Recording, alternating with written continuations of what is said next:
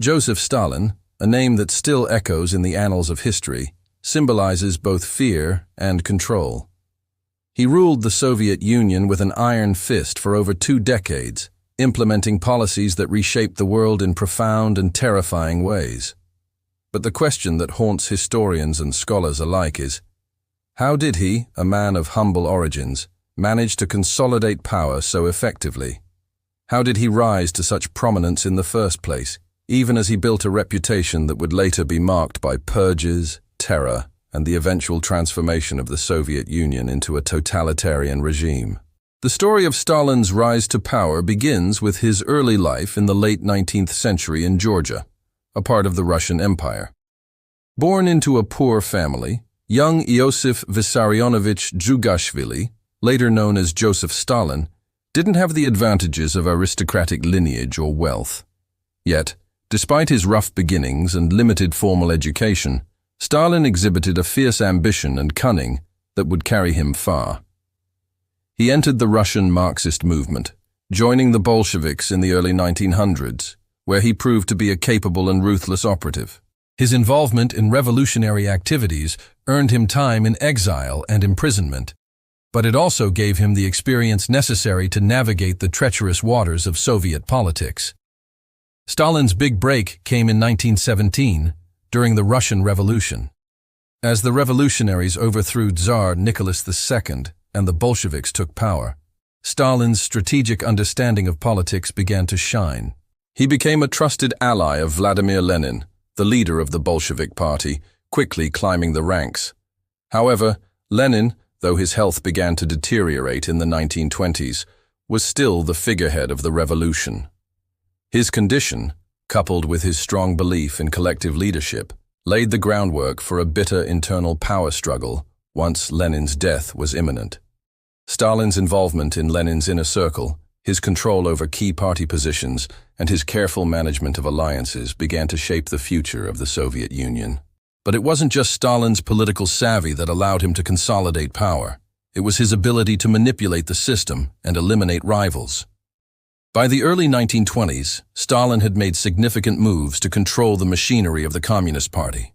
As General Secretary of the Communist Party, a seemingly minor position at the time, Stalin had access to a wealth of information and resources. This role allowed him to place loyalists in crucial positions and gradually build a personal power base that was invisible to his rivals. His control of the party apparatus gave him an edge that many underestimated, and Stalin was careful not to make any moves that might draw too much attention to his ambitions until it was too late. In the years following Lenin's death in 1924, Stalin maneuvered to neutralize his political rivals. The most notable of these rivals was Leon Trotsky, a prominent leader in the revolution and a key military strategist. While Trotsky was seen as the natural successor to Lenin, Stalin worked tirelessly to undermine him, using propaganda, political alliances, and subtle manipulations to paint Trotsky as a power-hungry and divisive figure. As Trotsky's position weakened, Stalin launched a series of political campaigns aimed at presenting himself as the guardian of Lenin's legacy, all while consolidating more and more power for himself. However, Stalin's political maneuvering was not without opposition. Figures like Grigory Zinoviev, Lev Kamenev, and Nikolai Bukharin were once powerful allies within the Bolshevik Party. But as Stalin's grip tightened, they too found themselves on the losing end of his political games. Stalin, a master of dividing and conquering, systematically removed these figures from positions of influence, often using subtle tactics such as public humiliation, party purges, and the manipulation of party policies. By the late 1920s, Stalin had succeeded in silencing his opposition and positioning himself as the undisputed leader of the Soviet Union. At the same time, Stalin capitalized on the economic struggles of the Soviet Union. The country, still in the midst of recovering from the devastation of World War I and the Russian Civil War, was facing a severe food shortage. Stalin introduced the policy of war communism, which was met with widespread resistance and unrest. However, his next move, the collectivization of agriculture, was even more radical and devastating. Stalin sought to increase state control over the economy by forcing peasants to join collective farms, leading to a massive disruption in food production. The result was catastrophic. Millions of peasants resisted the forced collectivization, leading to widespread famine, particularly in Ukraine, where millions died in what is now recognized as the Holodomor, a man-made famine of horrific proportions. Despite the devastating consequences of his policies, Stalin's grip on power only tightened. His ability to maintain control amidst such chaos and suffering was due in part to his manipulation of the public narrative. Stalin became not just the leader of the Communist Party, but the symbolic embodiment of the Soviet state. He crafted a cult of personality around himself, presenting himself as the protector of the Soviet people and the rightful successor to Lenin. His propaganda machine portrayed him as infallible, and many within the Soviet Union were too afraid to question his decisions. His critics were silenced, his supporters became more loyal, and dissent became increasingly dangerous. But why, despite the millions of deaths caused by his policies, the purges, and the widespread suffering, did Stalin remain in power? Why wasn't he ousted, even as his regime became more tyrannical and brutal? The answer lies in a complex web of factors: fear, loyalty, and a calculated sense of control. Stalin's purges, which began in the late 1930s, were designed not just to eliminate potential rivals, but also to instill a sense of terror across the nation. Fear was a weapon more potent than any army, and Stalin wielded it with devastating effectiveness. He was a master of psychological warfare, constantly making his enemies believe that no one was safe. It wasn't just about crushing opposition, it was about creating a climate of paranoia where even the most loyal were forced to question their own loyalty. Stalin's power was rooted in the ability to manipulate not just his inner circle, but the very people he ruled, making it nearly impossible for anyone to rise up against him. As the 1930s progressed, Stalin's grip on power only strengthened. The Great Purge, which began in 1936, led to the imprisonment, execution, or exile of hundreds of thousands of people, including high-ranking members of the Communist Party, military leaders, intellectuals, and ordinary citizens. The show trials, in which false confessions were extracted under torture, sent a message to the entire nation. No one was beyond Stalin's reach. The purge was a grim reminder that dissent could not be tolerated, and that loyalty to Stalin was the only path to survival. In the face of such brutality, many of Stalin's closest associates, including those who had once been allies, fell victim to his paranoia. But despite the enormous human cost of his policies, Stalin managed to maintain control. The system he built was self-perpetuating. Even as the country spiraled into chaos, the party apparatus remained loyal to him, and the people, though suffering, had no alternative but to accept his authority. Stalin had crushed every possible threat to his power, and his regime, though brutal and despotic, was a well-oiled machine that would prove impossible to dismantle. As the 1930s drew to a close, Joseph Stalin's iron grip on the Soviet Union only grew tighter. His reign of terror, marked by mass purges, forced labor camps, and the systematic elimination of anyone perceived as a threat, seemed unstoppable.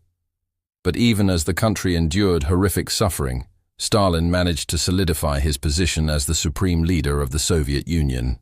The question that continues to linger is why, despite the immense cruelty and devastation his policies caused, Stalin remained in power until his death in 1953. What made it impossible for him to be ousted or removed from office? One of the key reasons Stalin's reign endured was his ability to manipulate the political landscape. Stalin wasn't just a tyrant, he was a master of playing the political game.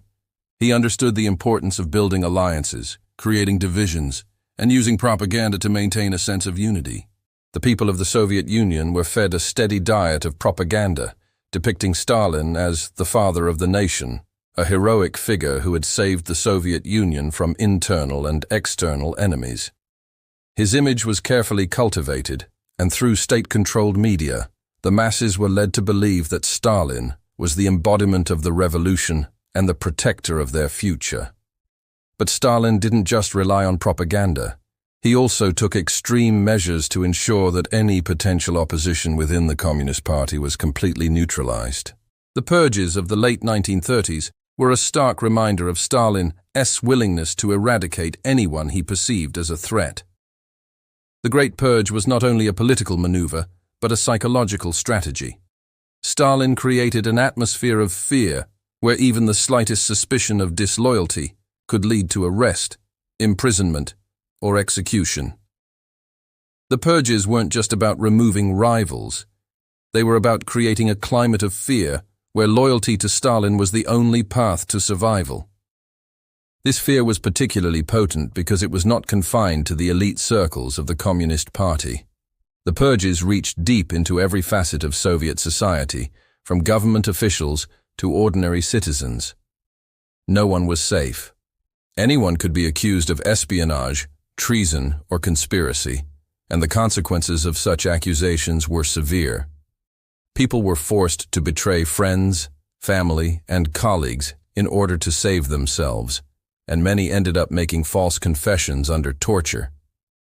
The horror of the purges was compounded by the fact that they created a pervasive atmosphere of distrust, where even the most loyal party members could never be sure of their own safety. Stalin's control was reinforced by this widespread paranoia, and anyone with ambitions or potential to challenge him was quickly neutralized.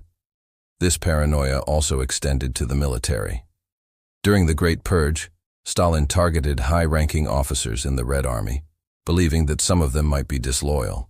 The purge of the military leadership, which resulted in the execution or imprisonment of thousands of top officers, left the Soviet army weakened at a time when the threat of war was growing. But Stalin's manipulation of fear and loyalty was so complete that even the military, despite its internal divisions, remained loyal to him. His control over the Soviet state apparatus, including the military, intelligence services, and the party, was unparalleled, leaving little room for opposition or dissent. The loyalty Stalin commanded wasn't solely based on fear, however. There were also those who genuinely supported him and believed in his vision for the Soviet Union. The Soviet state was built on the idea of socialism, and for many, Stalin's leadership was synonymous with the success of the revolution. Stalin's supporters, whether out of fear or genuine belief, rallied behind his policies, including collectivization and industrialization, even as these policies caused widespread suffering. The rapid industrialization of the Soviet Union, despite its catastrophic human cost, led to significant economic growth. Stalin was able to convince many that this growth was a sign of the Soviet Union's strength, and that the suffering was necessary for the greater good of the nation. One of Stalin's greatest successes in maintaining power was his ability to suppress any potential rivalries within the Communist Party. As previously mentioned, Stalin's manipulation of his inner circle, combined with his control over the party apparatus, made it virtually impossible for anyone to challenge his authority. Even when prominent figures such as Leon Trotsky, who had once been a key leader of the Bolshevik Revolution, became vocal opponents of Stalin, their resistance was quickly crushed. Trotsky's exile in 1929 and eventual assassination in 1940 were just two examples of Stalin's brutal tactics to eliminate any opposition. But Stalin's control over the party and the state did not just rest on his ability to eliminate rivals. It also depended on his careful orchestration of the Soviet system. The state was a vast bureaucracy that relied heavily on Stalin's leadership for direction. The system was so deeply entrenched that it became almost impossible to dismantle. Even after Stalin's purges and the widespread devastation caused by his policies, there were few people within the party or the military who could challenge his rule. The political landscape was so dominated by Stalin that there was little room for anyone to rise to the top in a meaningful way. The Soviet economy, though strained by Stalin's policies, continued to grow, particularly during the Second World War. Stalin's leadership during the war was seen as essential in securing Soviet victory over Nazi Germany.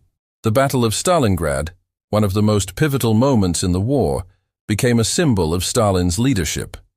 Despite the immense human cost of the war, Stalin's victory in defending the Soviet Union from Nazi invasion solidified his position as a national hero. He was able to present himself as the savior of the Soviet Union, and the image of the strong, determined leader became deeply ingrained in the national consciousness.